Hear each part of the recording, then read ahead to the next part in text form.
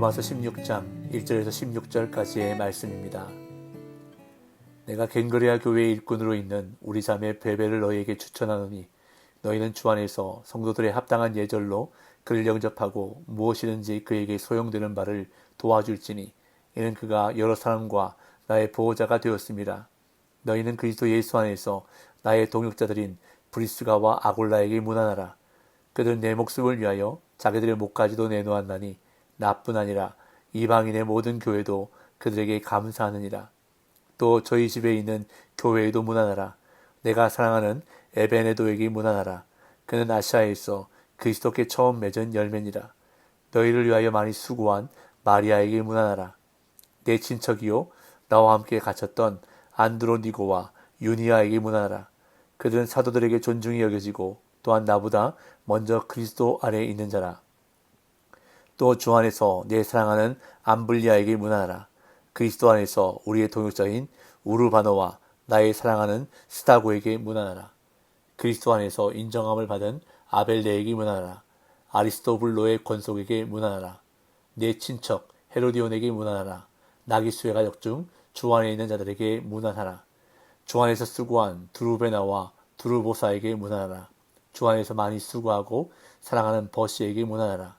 주 안에서 택하심을 입은 루포와 그의 어머니에게 문안하라. 그의 어머니는 곧 내 어머니니라. 아순그리도와 블레곤과 허메와 바드로바와 허마와 및 그들과 함께 있는 형제들에게 문안하라. 빌롤로고와 율리아와 또 네레오와 그의 자매와 올룸바와 그들과 함께 있는 모든 성도에게 문안하라. 너희가 거룩하게 입맞춤으로 서로 문안하라. 그리스도의 모든 교회가 다 너희에게 문안하느니라.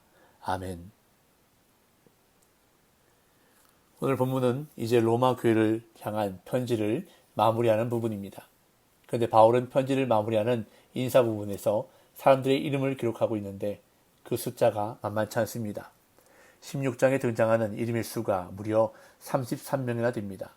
이름을 알지 못하는 사람까지 합치면 35명이나 될 만큼 많은 이름들이 등장합니다.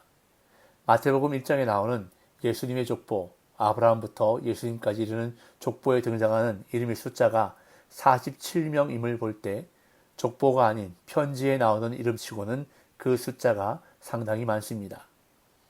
그래서 어떤 사람들은 로마서 16장은 로마서에서 불필요한 장이라 생각하기도 했고 16장이 본래 로마서에 포함되어 있었는지에 대한 의문이 일부 주석가들에 의해 제기되기도 했습니다. 또한 수많은 이름이 거명되고 있는 이 부분을 단순히 지루한 문안의 연속으로 보거나 오히려 생략하거나 요약해서 표현했더라면 좋았을 것이라고 말하는 사람들도 있었습니다. 그렇다면 바울은 왜 이렇게 많은 사람들의 이름을 열거하면서 편지를 마무리하고 있는 것일까요? 두 가지 이유가 있는데, 첫째, 여기에 언급되고 있는 사람들에게 사도 바울이 감동할 만한 사랑의 수고가 있었기에 편지, 당시 두루마리에 직접 쓴 편지의 많은 부분을 할애해서라도 그들에게 꼭 인사를 전하고 싶었던 것입니다. 그리고 둘째 이유는 로마 교회 성도들의 교제와 연합을 목적으로 쓴 것입니다.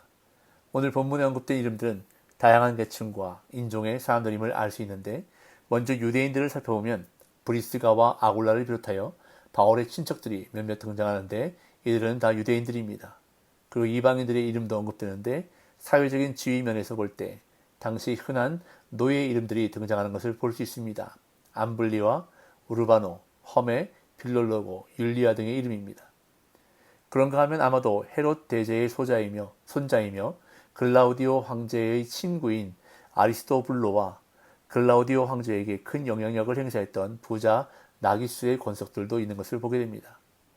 또한 성별로 보면 9명의 여인들이 등장하는데 이런 점에서 볼 때 유대인과 이방인 신자들 사이에 갈등이 문제였던 로마 교회를 향해 인종과 성별과 사회적 지위를 막론하고 주 예수 그리스도 안에서 연합하여 교제하는 아름다운 교회 공동체의 모습을 소망하고 있는 사도 바울의 마음이 묻어나고 있는 것을 볼 수 있습니다. 여기서 몇몇 사람들을 잠시 살펴보면 바울은 제일 먼저 베베라는 이름을 언급합니다. 1절 2절입니다. 내가 갱그레아 교회의 일꾼으로 있는 우리 자매 베베를 너에게 추천하노니 너희는 주 안에서 성도들의 합당한 예절로 그를 영접하고 무엇이든지 그에게 소용되는 바를 도와줄지니 이는 그가 여러 사람과 나의 보호자가 되었습니다. 바울은 베베를 갱그레아 교회의 일꾼으로 소개하는데 갱그레아는 고린도에서 가까운 항구 도시로 바울이 2차 전도 여행 때 이곳 서원에서 머리를 깎은 곳입니다.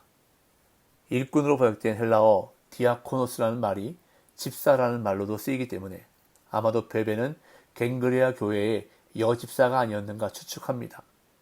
그런데 바울이 베베를 추천하는 이유는 지금 그녀가 바울의 이 편지, 즉 로마서를 로마 교회에 전달해 주었기 때문입니다.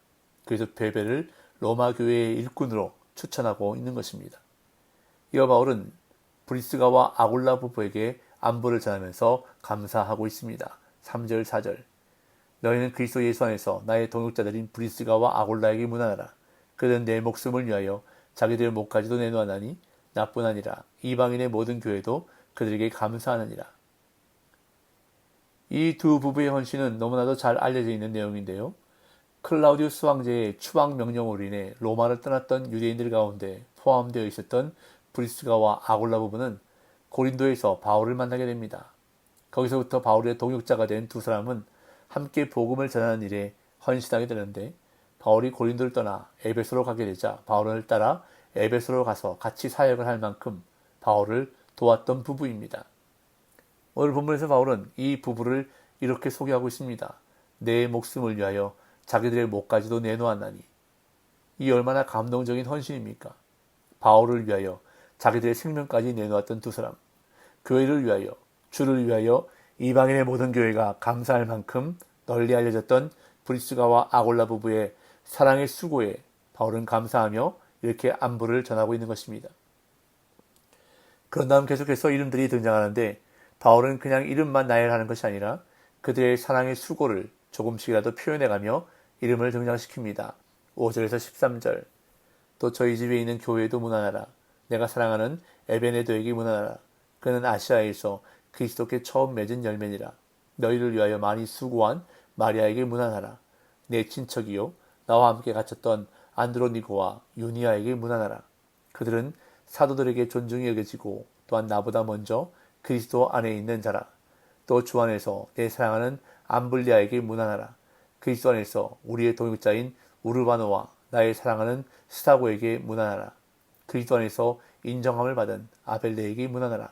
아리스토블로의 권속에게 문안하라. 내 친척 헤로디온에게 문안하라. 나기스의 가족 중 주 안에 있는 자들에게 문안하라. 주 안에서 수고한 두루베나와 두루보사에게 문안하라. 주 안에서 많이 수고하고 사랑하는 버시에게 문안하라. 주 안에서 택하심을 입은 루포와 그의 어머니에게 문안하라. 그의 어머니는 곧 내 어머니니라. 에베네도는 아시아에서 그리스도께 처음 맺은 열매라고 소개합니다. 그리고 마리아는 너희를 위하여 많이 수고했다고 말합니다. 또한 안드로니고와 유니아는 사도들에게 존중이 여겨지고 바울보다 먼저 그리스도인이 되었다고 소개합니다.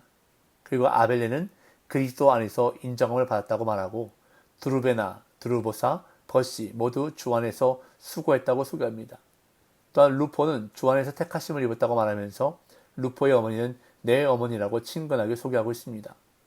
그리고 그 외에도 바울은 일일이 이름을 기억하며 그들에게 감사 인사를 전하고 있습니다. 14절 15절. 아순그리도와 블레곤과 허메와 바드로바와 허마와 및 그들과 함께 있는 형제들에게 문안하라. 빌롤로고와 율리아와 또 네레오와 그의 자매와 올룸바와 그들과 함께 있는 모든 성도에게 문안하라.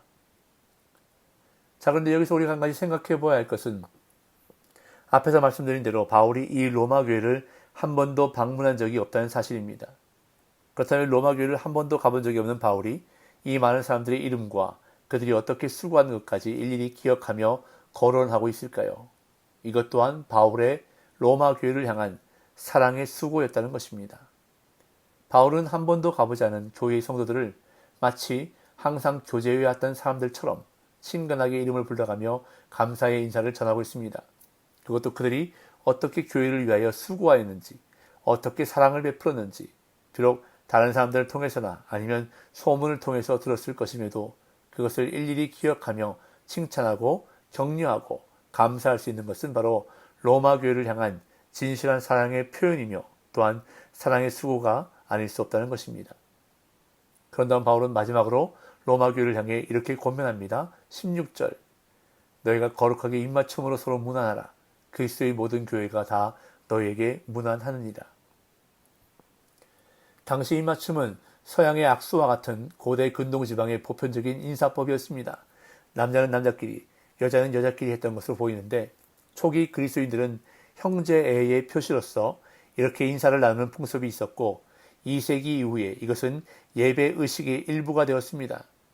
그런데 이러한 입맞춤이 당시 서로 다른 배경 출신의 사람들로 이루어진 교회를 하나로 묶는 중요한 기능을 했다는 것입니다.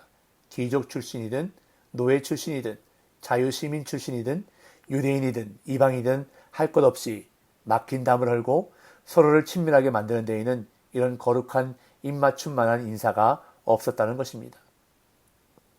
특별히 바울은 거룩한 입맞춤이라고 말하는데 여기서 거룩한이란 순수한이라는 의미입니다.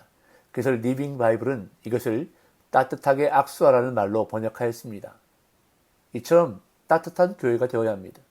우리 교회가 서로를 판단하고 비판하는 차가운 교회가 아닌 사랑의 손길로 손잡아주는 따뜻한 교회가 되기를 간절히 소망합니다. 또한 바울에게 기억되었던 로마 교회처럼 누군가에게 따뜻한 기억으로 남는 그런 교회가 되기를, 무엇보다 우리 주님에게 기억되는 교회가 되었으면 참 좋겠습니다. 그러한 교회와 성도가 되기 위해서 오늘 힘쓰는 저와 여러분들이 되시기를 예수님의 이름으로 축복합니다.